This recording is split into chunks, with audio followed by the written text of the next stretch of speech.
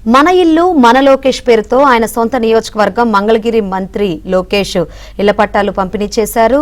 2 రోజుల్లో 3000 మందికి వీటిని అందజేశారు. ఇచ్చిన హామీ నిలబెట్టుకునే విధంగా మంత్రి లోకేష్ ఈ కార్యక్రమానికి శ్రీకారం చుట్టారు.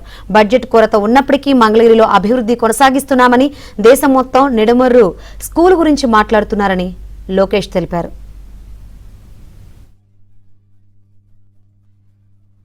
అందుకే మొదటి విడత కింద 3000 ఇల్లు పట్టాలు ఇచ్చాం. ఈరోజు రెండో విడత కింద ఇంకొక 3000 ఇంటి పట్టాలు మేము అందజేస్తున్నాం. తల్లి, పట్టాలు అందించే కార్యక్రమం చాలా కఠినమైన కార్యక్రమం. అధికారులు మన గడప దొక్కారు. అధికారులే కాదు, మా నాయకులందరూ కూడా వెళ్ళమని చెప్పా.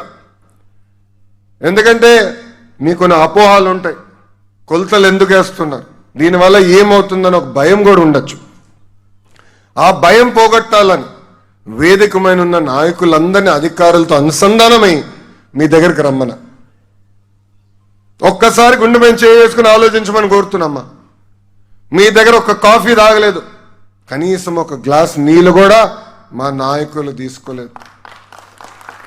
అంటే పారదర్శకంగా, ఎక్కడ ఆరోపణలు రాని విధంగా ఈరోజు మేము మీకు ఇంటి పట్టాలు ఇస్తున్నాం. 100 పడకల ఆసుపత్రులు కానివ్వండి, గ్రామాల్లో పార్కులు కానివ్వండి, కమ్యూనిటీ భవనాలు కానివ్వండి, శ్మశానాల అభివృద్ధి కానివ్వండి, ఇట్లా అనేక అభివృద్ధి కార్యక్రమాలు.